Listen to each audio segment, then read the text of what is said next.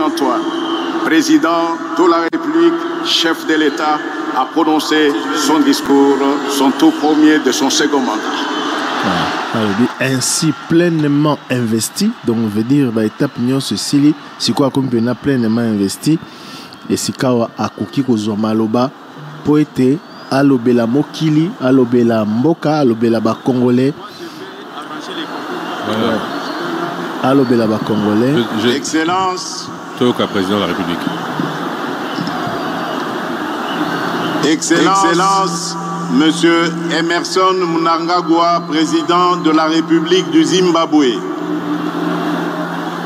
Excellence, Monsieur Denis Sassou Nguesso, président de la République du Congo.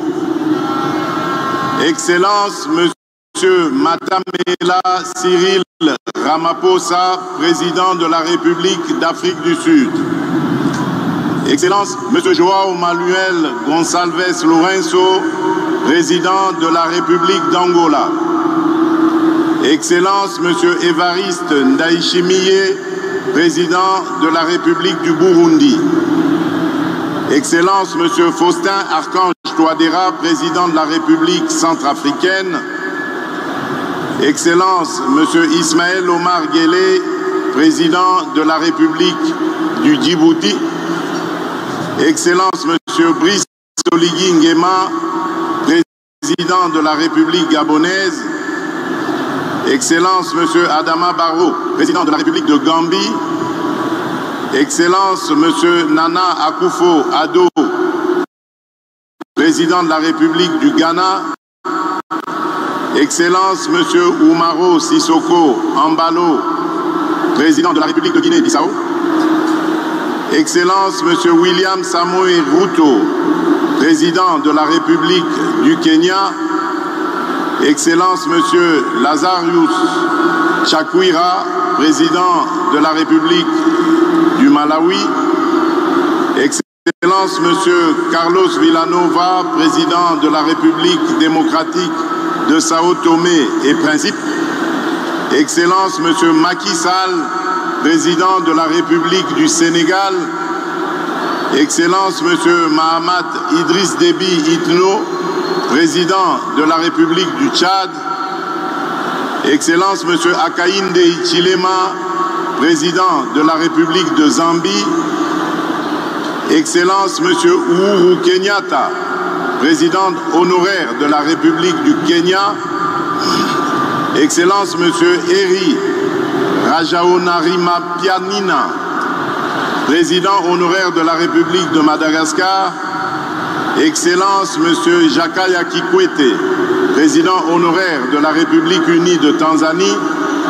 Excellence, Monsieur Olusegun Obasanjo, président honoraire de la République fédérale du Nigeria. Excellences, Mesdames et Messieurs les représentants des chefs d'État et de gouvernement, honorable Président de l'Assemblée nationale, honorable Président du Sénat, Monsieur le Premier ministre, chef du gouvernement, Monsieur le Président de la Cour constitutionnelle, Monsieur le Premier Président de la Cour de cassation, Madame la Première Présidente du Conseil d'État, honorables députés et sénateurs, Mesdames et Messieurs les membres du gouvernement, Mesdames et Messieurs les chefs de mission diplomatique et représentants des organisations du système des Nations Unies, Mesdames et Messieurs les présidents des regroupements et partis politiques, Mesdames et Messieurs les représentants des organisations syndicales et confessions religieuses, autorités locales et coutumières, Mesdames et Messieurs, distingués invités, mes très chers compatriotes, j'aimerais, en prélude de mon allocution, rendre grâce à Dieu, maître des temps et des circonstances, protecteur suprême de la République démocratique du Congo, qui a permis notre présence en ce cadre du stade des martyrs de la Pentecôte, lieu symbolique, choisi ce 20e jour du mois de janvier 2024 pour abriter cette cérémonie solennelle de mon investiture en qualité de président de la République. À nos hôtes venus nombreux, je voudrais dire que votre présence à cette cérémonie historique témoigne de votre appréciation de l'immense bond en avant que vient d'effectuer le peuple congolais sur le long chemin vers l'exercice souverain de la démocratie. Bien plus, votre présence en ces lieux reflète autant l'amitié que le soutien et l'intérêt que vos pays et vous-même portez à la République démocratique du Congo et à son peuple. Revenant sur cet exercice souverain et démocratique, je voudrais particulièrement exprimer, au nom du peuple congolais et au mien propre, mes sincères remerciements aux Nations Unies à travers sa mission de stabilisation pour la République démocratique du Congo, la MONUSCO en sigle, de même que la République arabe d'Égypte, ainsi que les républiques voisines du Congo et d'Angola pour l'appui logistique fourni à la Commission électorale nationale indépendante dans les dernières semaines précédant la tenue des scrutins. Je ne pourrais également omettre de saluer et de rendre un hommage appuyé à la mémoire de nos héros, de tous nos compatriotes tombés sur le champ d'honneur, ainsi que celui de toutes les victimes de la barbarie de nos agresseurs, pour que vive la République démocratique du Congo dont nous sommes aujourd'hui bénéficiaires. Par reconnaissance au sacrifice de nos héros et de nos martyrs, je vous prie de vous lever et d'observer un moment de recueillement en leur mémoire.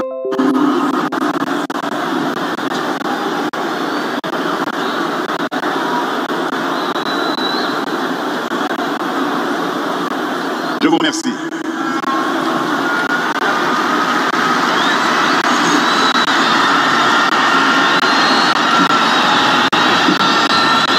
Excellences, Mesdames et Messieurs distingués invités, face à ses responsabilités et devant son histoire, le peuple congolais a posé le 20 décembre 2023, par l'exercice de son droit de vote, un acte à la triple symbolique. En effet, le 20 décembre, le peuple congolais a clamé son amour indéfectible pour notre cher et beau pays. Il a réitéré son profond attachement à la démocratie et aux valeurs républicaines qui le transcendent. Tout comme il a préservé par cet acte l'héritage nous légué par nos pères fondateurs, dont le sacrifice consenti pour notre liberté demeure le socle de notre loi fondamentale. Appelé à opérer librement son choix parmi les différentes offres qui lui étaient présentées, le peuple congolais souverain primaire a opté dans sa plus grande majorité pour la consolidation des acquis glanés du combat auquel je m'étais solennellement engagé le 24 janvier 2019 lors de ma première investiture, celui de garantir le mieux-être de chaque citoyen et citoyenne de la République démocratique du Congo, de préserver leur dignité et de restaurer leur fierté d'appartenir en tout temps et en tout lieu à notre chère et belle nation. Le peuple congolais m'a renouvelé sa confiance dans la foi et la volonté que se poursuive l'émergence d'un Congo fort, ambitieux, conscient de ses potentialités et avide de progrès. Un Congo plus uni, plus fort et plus prospère. Mes chers compatriotes, ce résultat que nous célébrons ce jour a bénéficié de plusieurs apports spécifiques que je m'en voudrais de ne pas mettre en exergue. Ainsi, je salue chaleureusement ma famille politique et mes compagnons de lutte de l'Union sacrée de la nation, structure qui inclut mon parti, l'Union pour la démocratie et le progrès social.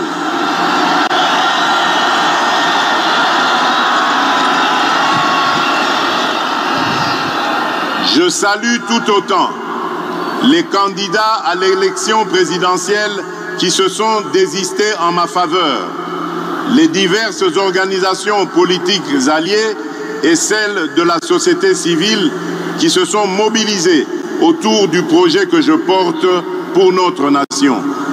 Chacun a fait sa part et ma reconnaissance va à vous tous. Je saisis également cette occasion pour accomplir mon devoir républicain, celui de saluer mes adversaires qui ont participé à l'élection présidentielle du 20 décembre 2023.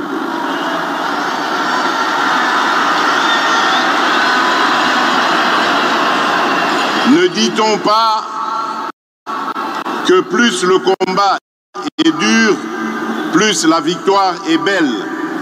Vous êtes donc, mesdames et messieurs, une composante consubstantielle à l'événement de ce jour. Et vous avez, à juste titre, votre place dans la gouvernance de notre pays.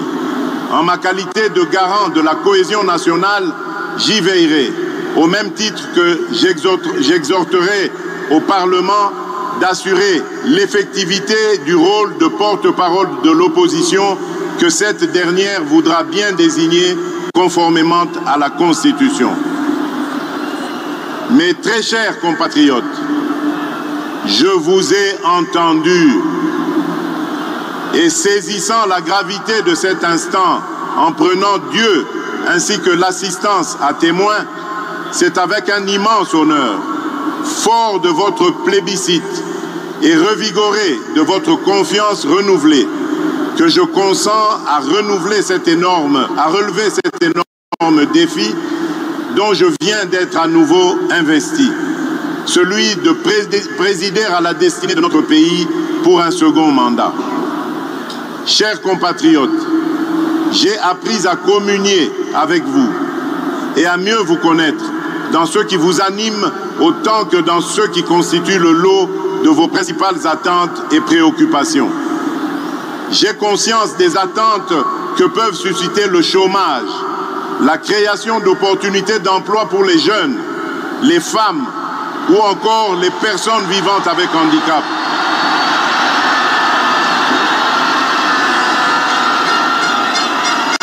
L'autonomisation et la promotion des femmes dans notre société, de même que l'inclusion et la protection des personnes les plus vulnérables.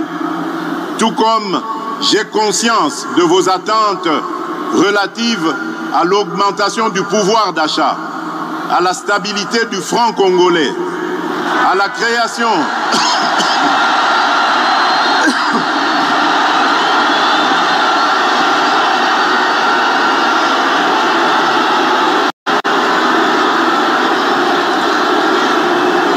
Je disais, tout comme j'ai conscience de vos attentes relatives à l'augmentation du pouvoir d'achat, la stabilité du franc congolais, la création d'une véritable industrie qui pourra concourir à la réduction de la dépendance de notre économie aux importations, notamment celle des biens et des produits de première nécessité. Au-delà des questions relatives à l'emploi, à la cohésion nationale, à l'économie nationale et à la monnaie, le renforcement de l'État dans sa capacité à sécuriser la population et ses biens, à éradiquer l'activisme terroriste et les groupes armés qui sévissent dans la partie orientale de notre pays, à protéger avec plus d'efficacité nos frontières, à assurer la défense ainsi que la sauvegarde des intérêts de notre pays partout où ils sont discutés, sont là autant de sujets qui aujourd'hui nourrissent vos préoccupations. Ces préoccupations pour lesquelles des actions visibles ont été réalisées au cours du précédent mandat et qui continueront d'être au centre de l'action gouvernementale sous mon impulsion et au moyen de ma vision. Une vision, mieux, une ferme prédisposition pour l'action, déclinée à travers les 6 engagements contenus dans le projet de société que je vous ai présenté au moment de solliciter vos suffrages. Ce nouveau quinquennat aura ainsi pour objectif, premièrement, de créer plus d'emplois en accélérant la promotion de l'entrepreneuriat, notamment celui des jeunes, et au moyen d'une approche volontariste inspirée de nos réalités sociétales. Deuxièmement, de protéger le pouvoir d'achat des ménages en stabilisant le niveau de l'inflation et en maîtrisant le taux de change. Troisièmement,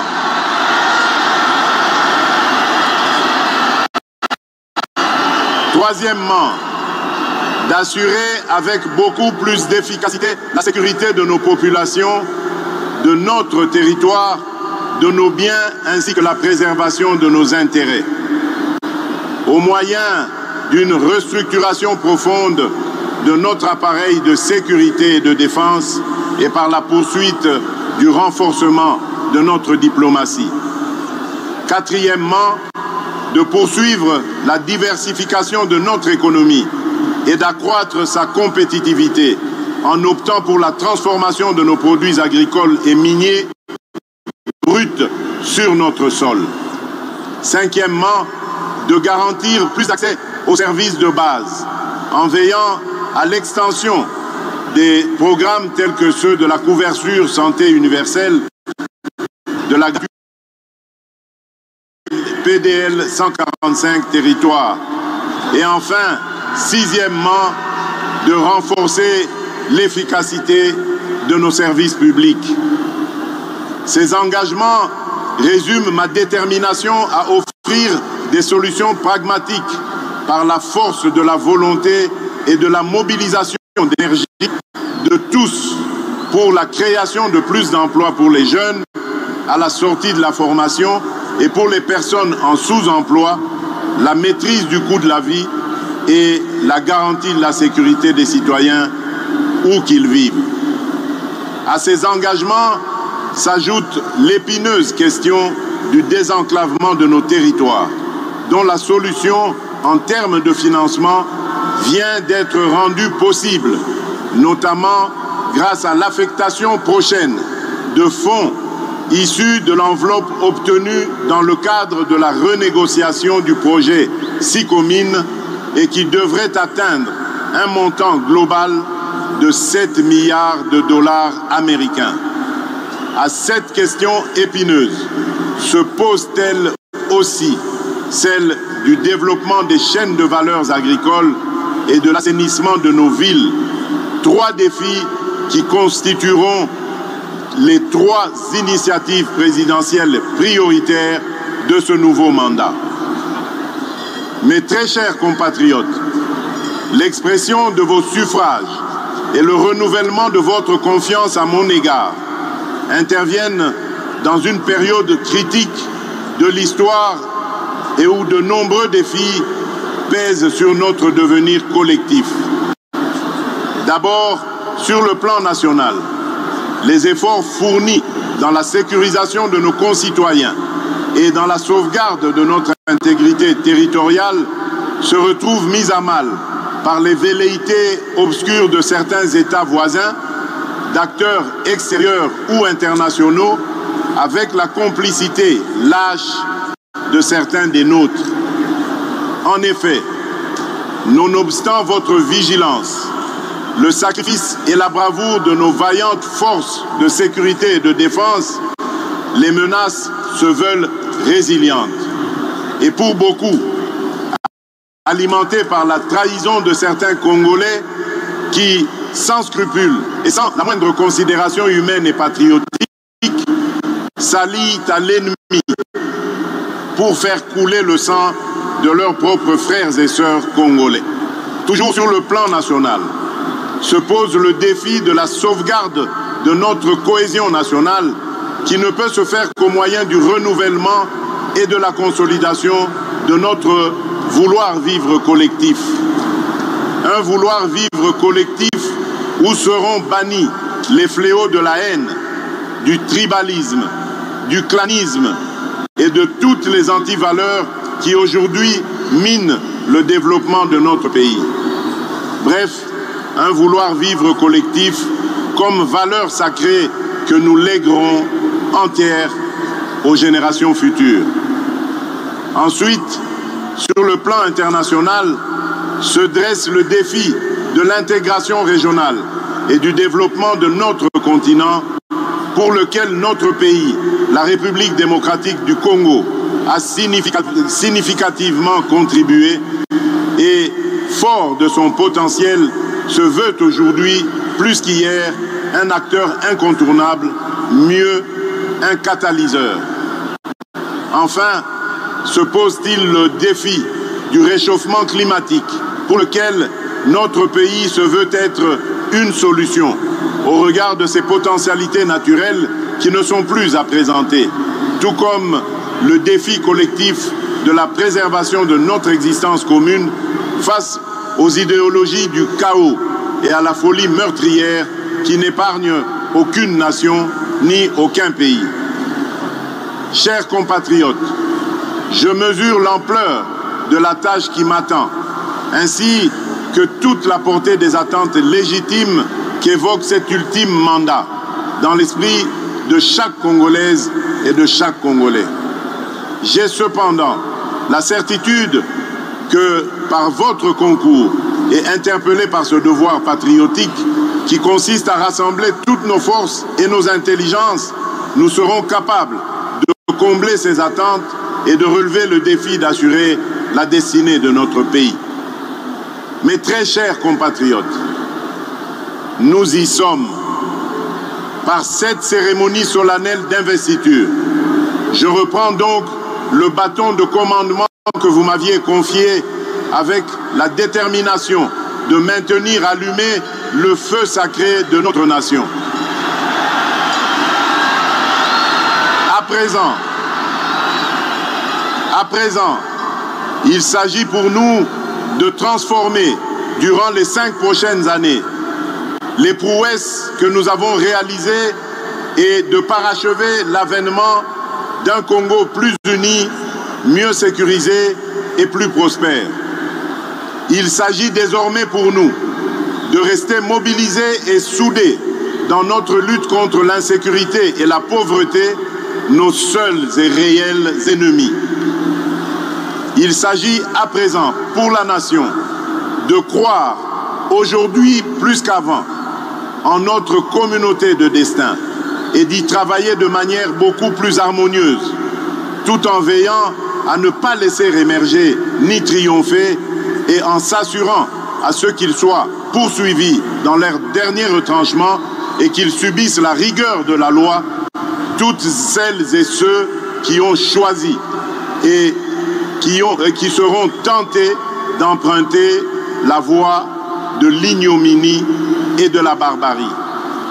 Tirant les leçons de l'expérience passée et ayant à l'esprit vos aspirations exprimées, je m'engage à user de tout ce qui est en mon pouvoir pour que les erreurs du passé ne se reproduisent plus et pour que les actions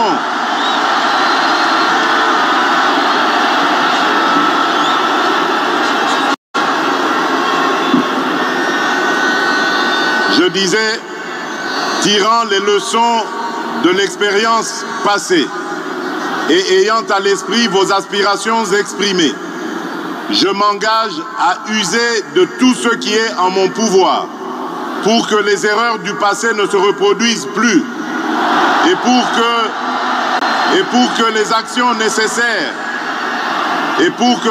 nécessaires à l'avancement de notre pays soient promptement prises.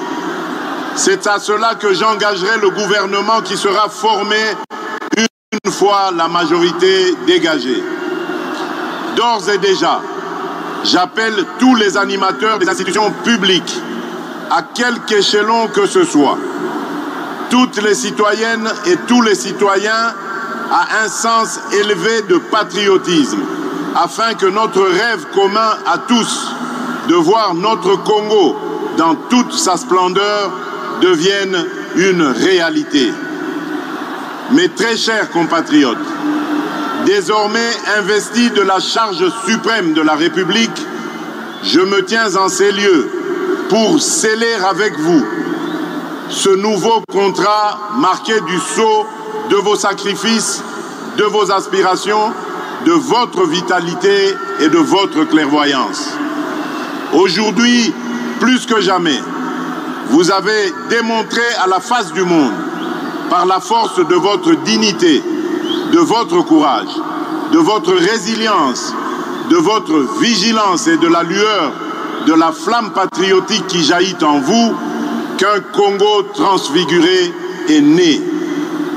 Excellences, messieurs les chefs d'État et de gouvernement, Excellences, mesdames et messieurs les représentants des chefs d'État et de gouvernement, honorable président de l'Assemblée nationale, honorable président du Sénat, monsieur le Premier ministre, chef du gouvernement, monsieur le président de la Cour constitutionnelle, monsieur le premier président de la Cour de cassation, madame la première présidente du Conseil d'État, honorables députés et sénateurs, mesdames et messieurs les membres du gouvernement, mesdames et messieurs les chefs de mission diplomatiques et représentants des organisations du système des Nations Unies, mesdames et messieurs les présidents des regroupements des partis politiques, mesdames et messieurs les représentants des organisations syndicales et confessions religieuses, autorités locales et coutumières, mesdames et messieurs,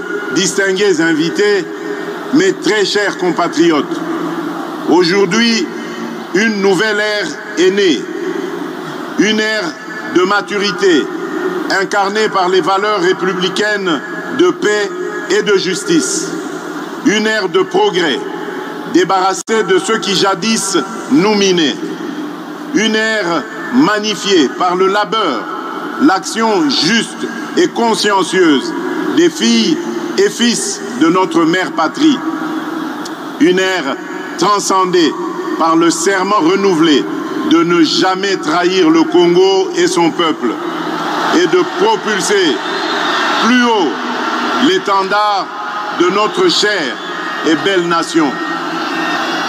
Enfin, l'ère du renouveau, lancée par un quinquennat que rien ne détournera de sa volonté de réaliser une République démocratique du Congo plus unie, plus en sécurité et plus prospère pour la postérité. Que vive la démocratie, que vive le peuple congolais, que Dieu bénisse la République démocratique du Congo, son peuple et tous ceux qui l'ont choisi comme pays de résidence. Je vous remercie.